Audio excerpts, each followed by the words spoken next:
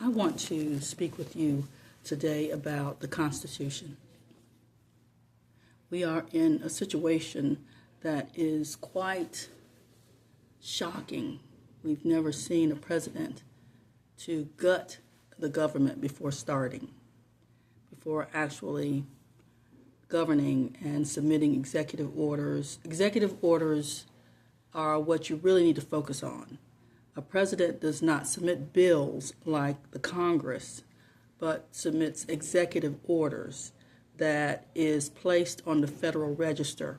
And I believe the website address is federalregister.com. I'm so used to going in there and just opening it up, but I believe it's federalregister.com that lists all of the executive orders of all the presidents.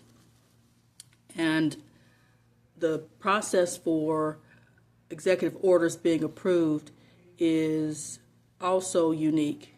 Anything the president does, anything the Congress does, anything the judges do, they must be balanced by another entity. So in other words, if Congress submits a bill, someone in the House submits a bill, the Senate has to approve it. So the Senate balances the House. Then you have judges that are balanced by other court systems. So we have, we have the appellate court, we have the Supreme Court, and they all balance. They're balanced through other systems of court rulings, and the Supreme Court is also balanced. It's these justices are responsible for delivering the truth.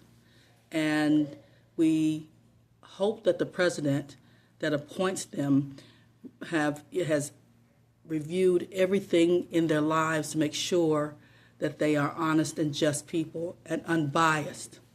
We have some biased judges on the Supreme Court right now, justices on the Supreme Court right now, so we have to be very careful about our legal system right now. It's a really unique and intense time in the history of government.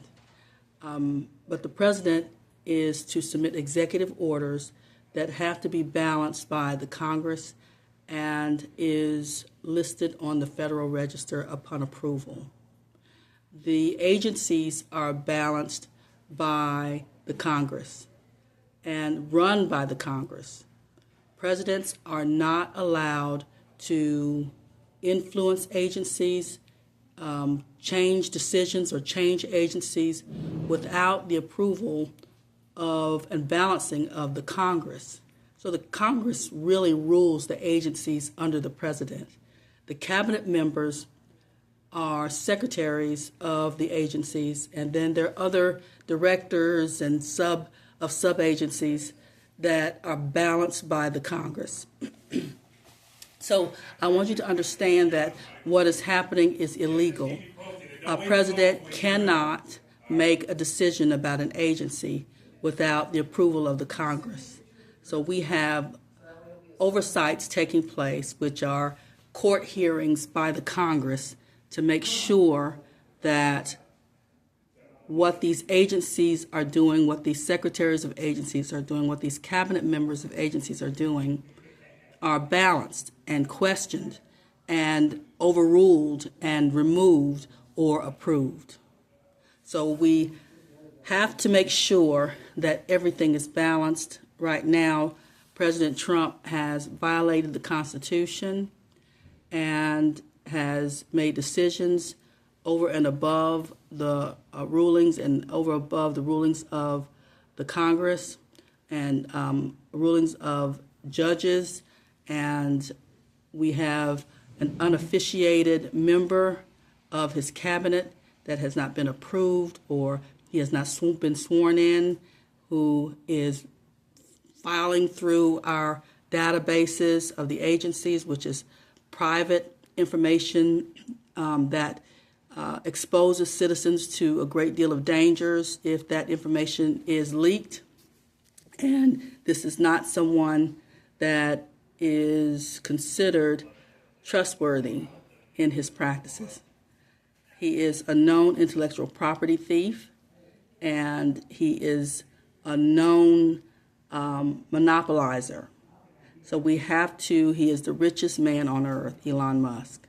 So we have to be very careful about moving based upon who's the wealthiest, moving based on wealth in general. We cannot make decisions about people solely based on their income. We have had some very wealthy men in our history who have become leaders, and we have had some extremely poor people who have become leaders in our history. And it does not and has not in any way influenced who was the greatest leader or the best leader of government. So we have to be careful about denying people because of income or denying people because of wealth, because it does not determine a single thing when it comes to wisdom, intellect.